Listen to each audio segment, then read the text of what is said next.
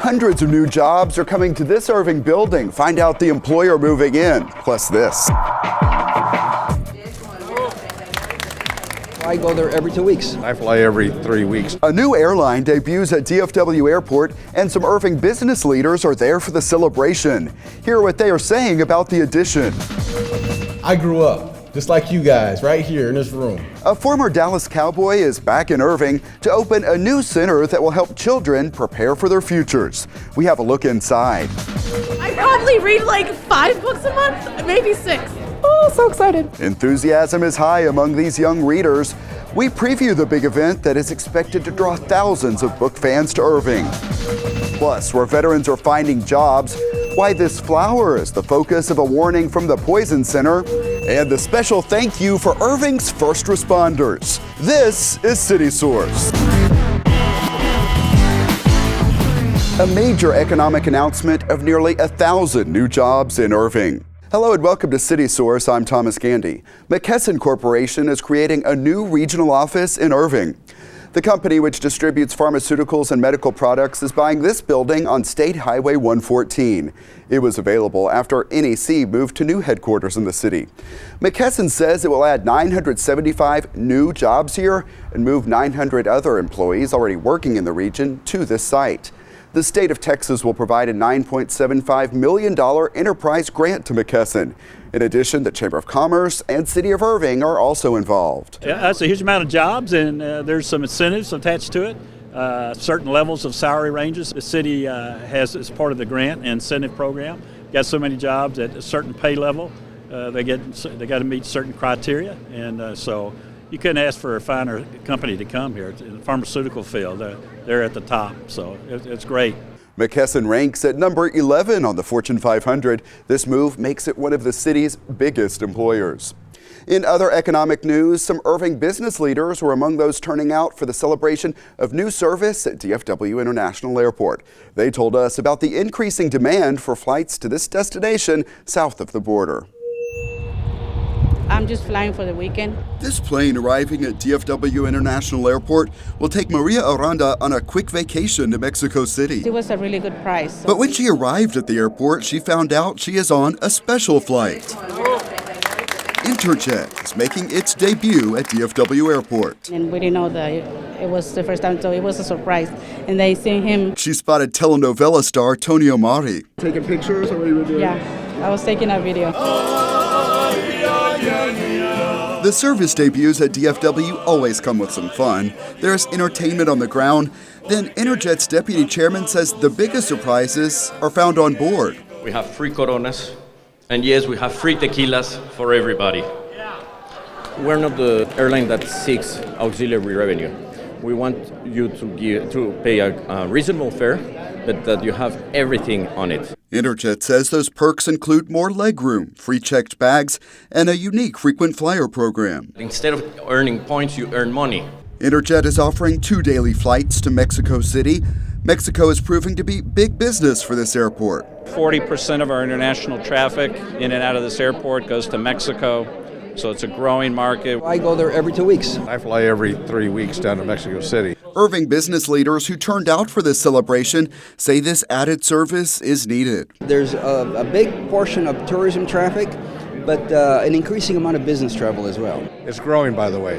The whole trade and commerce between Mexico and the U.S., especially here in the Metroplex. There are 2 million Hispanics living in North Texas. So along with the trade and tourism between North Texas and Mexico, as it continues to expand, we are highly confident that Interjet will make a great partner for DFW. Interjet is already talking about possibly expanding service at DFW. Of course, we are planning to open new routes from Dallas. We want to open destinations to beautiful places in Mexico, Cancun, Puerto Vallarta, and places Dallas customers would love to be. For now, the focus is on celebrating this debut flight and what makes Interjet different. Free Coronas. You're right. I thought I heard free tequila, too. We're very happy to welcome Interjet to the Dallas area, and I'm going to be using it. They've got a great reputation for wonderful customer service, plus having some fun with their customers, so I think that's great. In fact, DFW has had a busy few weeks. March was expected to draw a record number of spring break travelers to the airport, more than 3 million. Go to our YouTube channel, youtube.com/the City of Irving, to find the link to share that story and look for our DFW Airport playlist to catch up on any stories you may have missed. We have a couple of important health warnings to pass along from the North Texas Poison Center at Parkland Hospital. The first is about a plant, yellow jasmine, which is now blooming. The Poison Center says that the plant can be dangerous. In fact, 5 people who ingested it were sickened in the week leading up to our production time. At least 2 people had to be intubated. They had brewed the blossom into a tea. The North Texas Poison Center is also warning about the drug U47700, a synthetic opioid. It's available for sale online, but was never intended for human use. Experts are concerned because they are seeing it grow in popularity. At least 2 young people in the area were hospitalized after taking it at a party. One ended up in the ICU. The phone number for the Poison Center is 1-800-222-1222. In other news, a former Dallas Cowboy shared some personal stories of his humble upbringing, and that experience growing up inspired him to visit Irving's Salvation Army. As Susan Kamyab reports, it was for the national launch of a new program to help children. I'm honored to be here. Former Dallas Cowboys safety Darren Woodson is visiting the Irving Salvation Army. It's a charity he knows well. I grew up, just like you guys, right here in this room. As a kid, I was 6 years old, I think it was, when I used to visit Salvation Army. And I grew up in the projects in Phoenix, Arizona. And across the street from the projects sat Salvation Army. The Salvation Army is known for helping underprivileged families. But they were there to provide for food and sometimes clothing for myself and my family. Woodson, along with Salvation Army representatives and supporters, have come out to launch a new initiative. The Salvation Army Digital Learning Program presented by Target is an opportunity for the children who attend our after-school program through our Boys and Girls Club to take advantage of computer technology in a fun way, a games-based program that teaches them financial management, even things like budgeting for as young as 7-year-olds, through all of the STEM programs for basic education. The program includes 8 different courses for kids in kindergarten through 12th grade, focusing on 4 main topics, which are financial literacy, STEM readiness, civic engagement, and health and wellness. The program has already proven to be effective after a test run with 20 different centers. We saw a 58% increase in knowledge of the areas where they had been taking these classes. I look at the program and I think, some of those things that they have now as far as the critical thinking and critical learning is some of the things I never had in my life and I wish I would have had. I didn't learn a lot of things as far as balancing my checkbook until I got out of college. These kids are spoiled. They're going to have that opportunity to learn that at an early age. I think anytime we can better equip a child to be a good citizen, to handle money, to be better educated, we're giving them a hand up to a better start for their life and a brighter future. This valuable program designed to empower the children means a lot to the people involved. It means seeing children who are engaged, who are improving their life, and who are having fun doing it, and that just makes me happy. What it means to me is just another layer of service to the young people who come to the Salvation Army. Whatever they need, I'm here to provide because I knew how much they meant to me as a kid. Woodson hopes these children develop their knowledge and life skills, and he has a challenge for them. You learn as much as you possibly can, and you give back to the Salvation Army when you grow up as well. Thank you. Susan Kamyab for City Source. Burgers and bravery. The two things came together during a special celebration at Irving's Criminal Justice Center. We braved the rain to catch up with the crowd at Big Heroes Service Appreciation Day. We're calling it Irving Big Heroes Appreciation Day. I appreciate it, and I know our department appreciates this support. You guys know how to say thank you to police personnel and fire personnel. You bring food. We just wanted to do something special to recognize our police and first responders, firemen, to thank them for putting their lives out on the line for us. The job that we do, our police officers do, they do it because they feel called to do it. It's a challenge and an opportunity that they love doing. So that's where we start from. And then when you have the community reach out and provide this kind of support, it's icing on the cake. And they are truly deserving of this special recognition. I'm so proud of our public safety units. I mean, I think they're number one. And hey, it's just great that the Irving Hispanic Chamber of Commerce and AMBOX are doing this. People are calling us saying, how can we help? So that's what we wanted. Thank you very much for all that you guys do. Right off the grill, man. Can't get that. The city, to be successful, to have a good quality of life, has to have two main things. The first one is good public safety, first responders, and the second one is economic development and a leadership that is ready. It takes a whole community to make it a nice place to live and to improve our quality of life. Thank you, everybody, for making this day special. Yeah, by the way, volunteers also made sure lunch went to police and fire personnel who could not leave their stations to attend that event. Organizers are expecting thousands of young people at this year's North Texas Teen Book Festival. It's April 22nd and 23rd at the Irving Convention Center. We checked out a few recent events to see the enthusiasm young people have for reading. It's the kind of enthusiastic young crowd you might expect to find waiting to buy the latest smartphone or maybe pop concert tickets. We drove from Kansas City, Missouri. I was like, please, can we go? But it's not 1D, 4G, or even Kim K drawing these teens here. Yeah, we're all from Austin. Their excitement is about reading. Pretty much every day I regularly get in trouble for staying up too late. I probably read like 5 books a month, maybe 6. They're here at the South Irving Library. To me, Marissa Meyer, my favorite author ever. She's here to talk about her latest release and interact with the fans. At this event and at another one we stopped by, we could see the interest. People are eager to hear more from the authors who write the books they love. One of my favorite things is seeing how they think, like seeing how they work. It opens up a whole new perspective and just gives you a greater appreciation for all the work that they actually are doing. It's not easy, and I couldn't do it. We found out a few years ago that people were really, they wanted to make a personal connection to their favorite authors. They really enjoy these author events where we have authors come in, talk about the books and talk about writing as a career. I always had this ridiculously overactive imagination. Seeing this turnout at its library branches, Irving took the next step, launching the North Texas Teen Book Festival in 2015 at the Irving Convention Center. When we started it last year, we said, if we have 500 people, this will be that's perfect, that's super exciting. And then we estimated that about 3,500 showed up that day.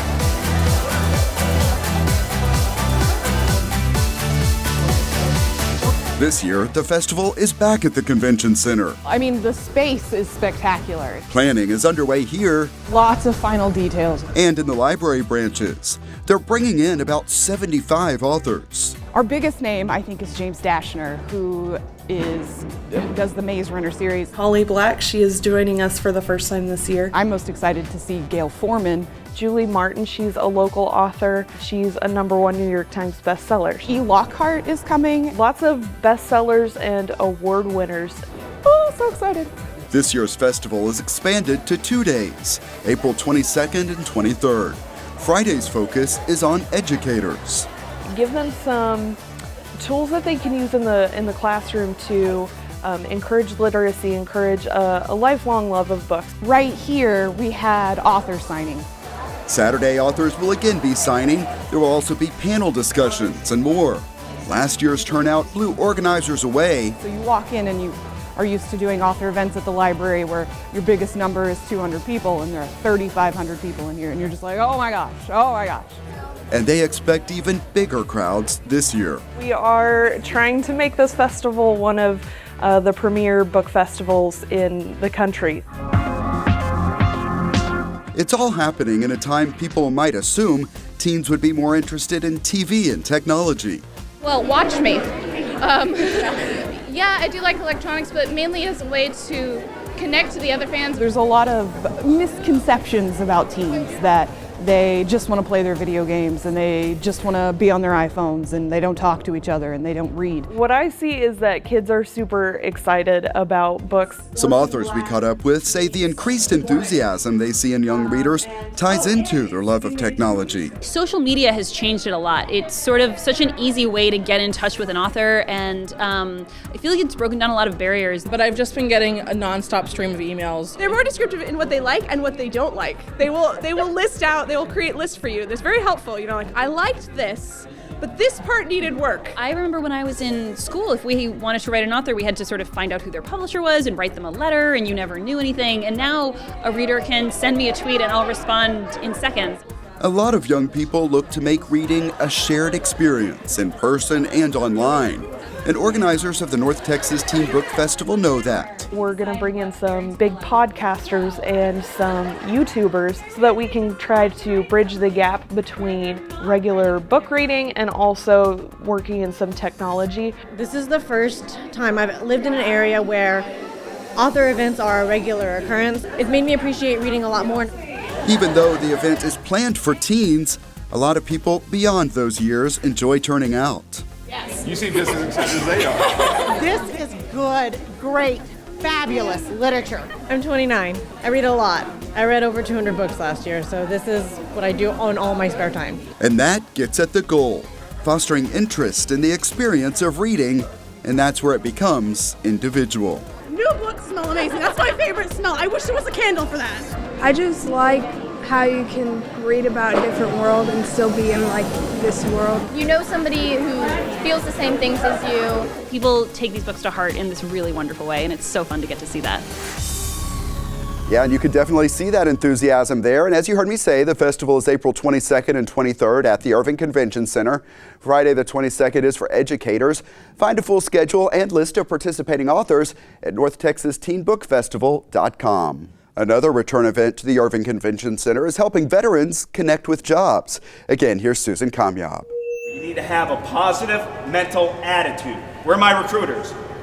PMA all the way, am I right? Veteran Doug Turner knows all about the challenges of looking for a job. I got a goal for you guys today. 3 job offers. Do not leave here until you get 3 job offers. He too was once in search of a job just like the men and women he is talking to here at the Irving Convention Center. I had that tie, I had that look in the eye, like I had no idea what I was going to do. Someone pulled me aside and told me to be positive, do what you need to do to get hired today. And when I did that, I had a motivation that I was going to find something today. During that job fair in Cincinnati, I got hired by Recruit Military. Now he's sharing his own messages of motivation and advice as he helps other veterans find work.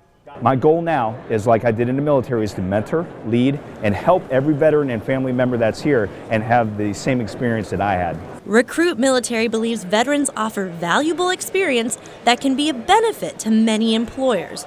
Along with the tangible skills many of these people have picked up, they also offer a lot of other qualities hiring managers look for. Well, veterans make great employees because they are taught things like mission first, teamwork, leadership. They're the self-starters, they're the ones with the work ethic, they're the ones with the character that they want to hire. We're trying to ensure that there's veterans that are meeting up with employers on all kinds of different levels so that they can see what kind of skill sets they have and what kind of versatility they bring to the table, and then the employers at the same time can meet and have an opportunity to hire veterans and their spouses. 85 companies came out looking for new hires.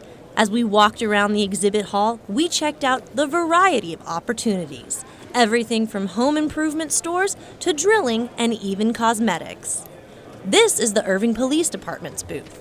We hire for all positions. That's the great thing about kind of having a booth like this. I am a police officer, so our majority of recruiting focus is police, but we also have dispatch, admin positions, and it allows us to not just take the people that are interested in police and law enforcement, but also the other positions. Organizers say this location works out well for them.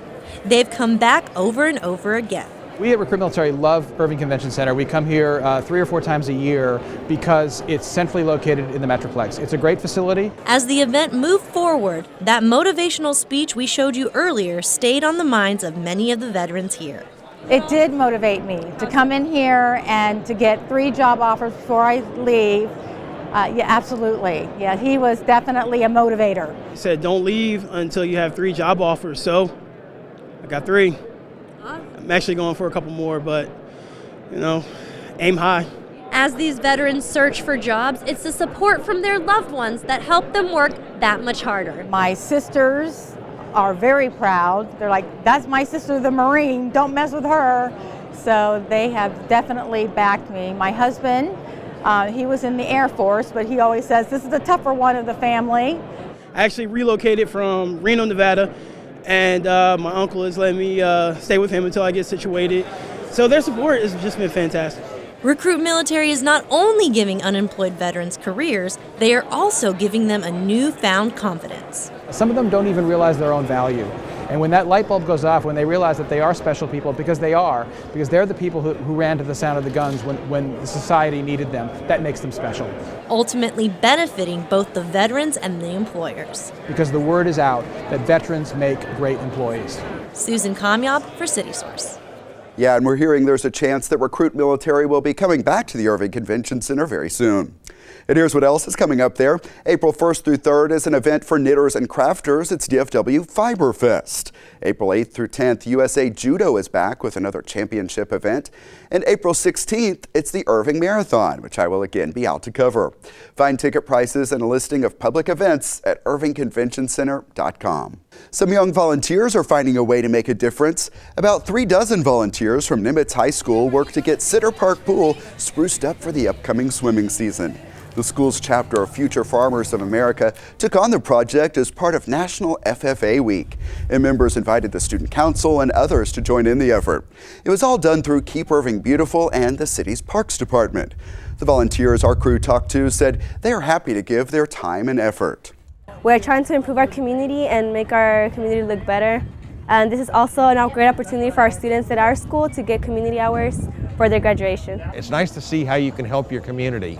It's good that they start this age, and some are younger when they start. One of the things that we've learned is if you start volunteering at a younger age, then it becomes common practice to you. So as you get older, you've already been doing it for years, so you just continue on with it. It feels great to be part of our community and feel like we are able to be useful in a way. We are able to make other people feel better and make our city look better.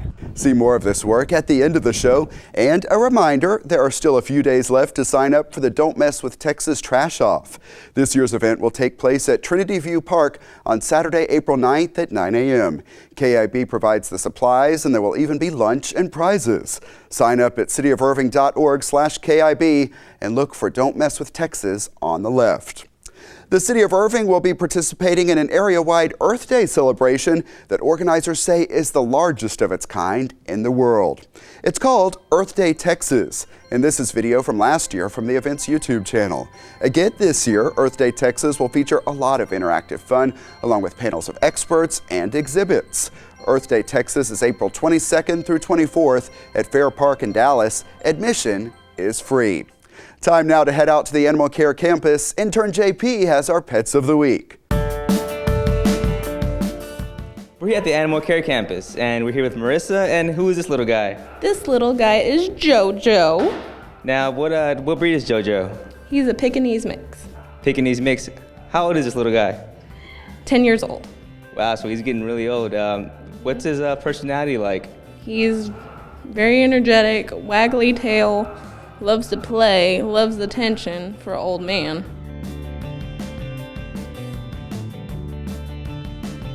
All right, we're here at the Animal Care campus with Katie from DFW Humane Society. And who is this little guy here? This is Alan. He is a terrier mix, and he is currently 2 months old. He's very friendly. He's a puppy. He's not going to get big. That's always a good thing. And he just wants love all the time. And what kind of a family setting would be best for your little guy? Really any family setting. I mean, he's young enough where he could get along with anybody, even kids. He's a puppy, so he's very affectionate. He is something to be a little nervous, but I mean, once he gets used to you, he's pretty good. And who's this little cat? This is Jerry. He is a domestic shorthair. He's also a year old. He's fixed and everything. He also gets along with other cats. He's one of our floor cats. He's used to being in a house. He was surrendered to us, but he's very friendly. He'll come up and jump right in your lap. I'm a very affectionate cat.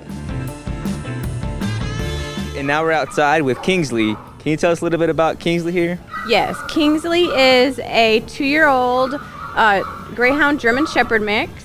He's still quite active and young. He would be great for anybody. He's always willing to, run around, jump, play. Very friendly dog, very affectionate. He's not going to get any bigger. He's about full grown now. Very energetic, willing to play, willing to run. Good sized yard would be good for him. All right, thanks a lot, JP. The Animal Care Campus is located at 4140 Valley View Lane. It is open Tuesday through Friday from 11 a.m. until 6 p.m. Then on Saturday, the hours are 10 a.m. until 5 p.m. Also, check out the websites you see on the screen. The AT&T Byron Nelson will bring crowds to Irving, and we have a preview on the next City Source. Plus, girls are getting tips on building their careers and confidence. We take you to the Imagine You conference. And a lot of bright young people are turning out for the robotics competition called FIRST. See some of what they are building this year. All that and more next time. Email us your thoughts on our stories. The address is ictn@cityofirving.org. We may read some of your messages here on the show, or you can always comment on our videos at youtube.com/thecityofirving. And how about subscribing to our channel while you're there? And that's it for this edition of City Source. We leave you now with more of the volunteers from Nimitz High School working at Center Park. Thanks to everyone who's a part of this one, and thank you for watching. We'll see you next time.